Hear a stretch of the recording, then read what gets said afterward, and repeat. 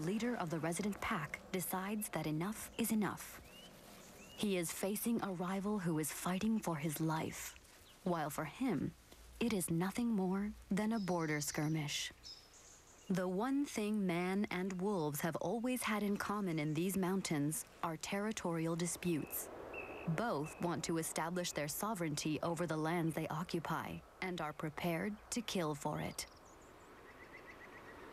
After running for several miles until they are sure they are safe in no man's land, the two wolves stop to rest. Viejo and Lobo have fought shoulder to shoulder, saving their lives against more numerous rivals. Despite everything, they seem capable of overcoming any obstacle together.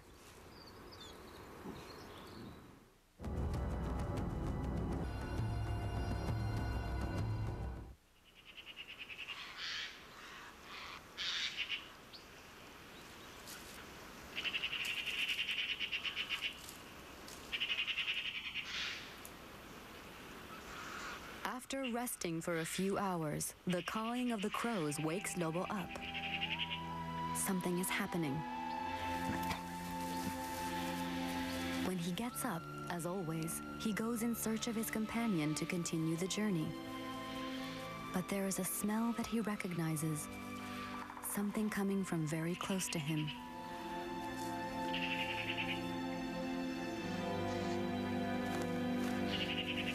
His old friend, Viejo, is dead. He strokes him as if to wake him. He wants him to get up like he did every day, ready to lead him into some new adventure. But his teacher is no longer there. His final lesson was one of bravery.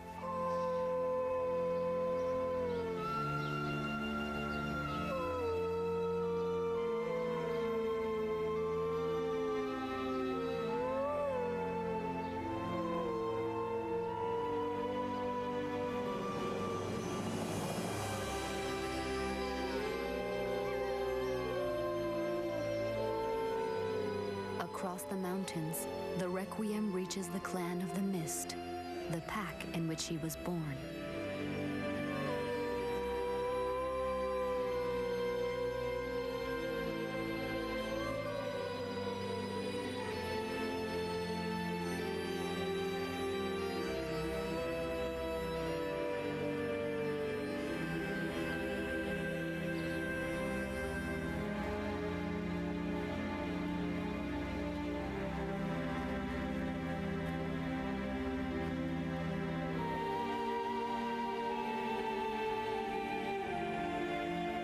Death is absence.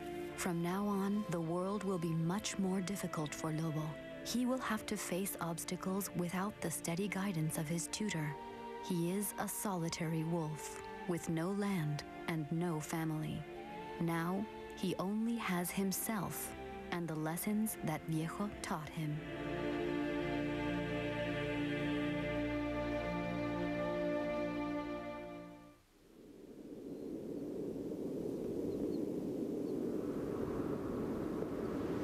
With a new day, a strange sound surprises Lobo.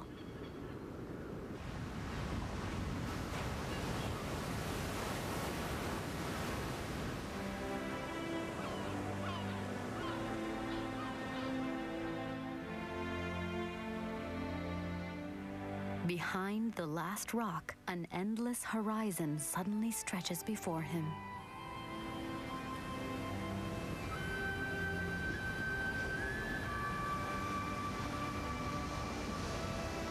Everything turns blue as he approaches what may appear for him as an enormous river with a single shore. It is the Atlantic Ocean.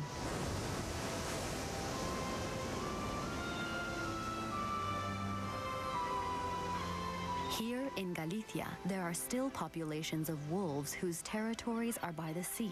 But for Lobo, all this is new. The roaring waters, the salty wind, and the flight of these white birds inspire in him a combination of fear and attraction.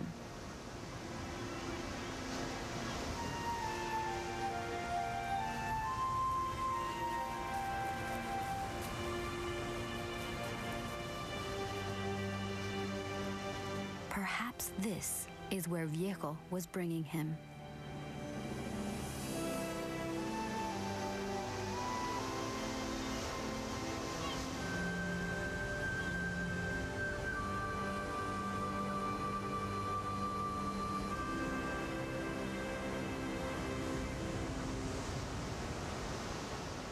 Then he remembers his fishing lesson with the trout.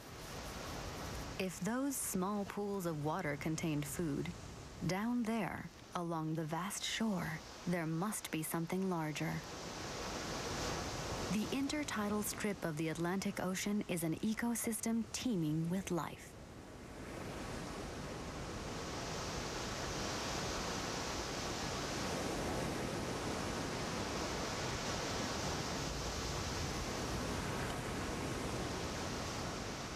When he reaches the sand, Lobo realizes this, but the shore of this strange river moves violently, as if it wanted to swallow him up.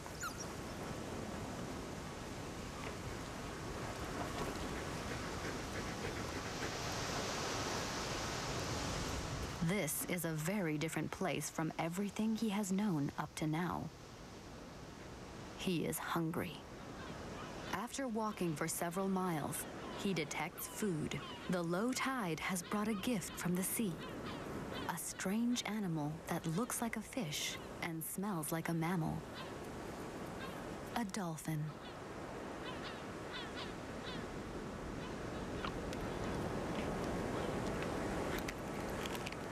In many places in the world, there are populations of carnivores that have learned to periodically take advantage of the resources thrown up by the ocean onto the beaches.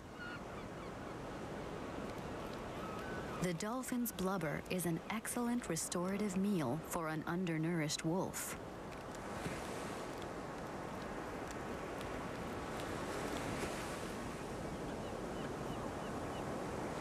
However, above all these foreign aromas, there is one Lobo knows very well.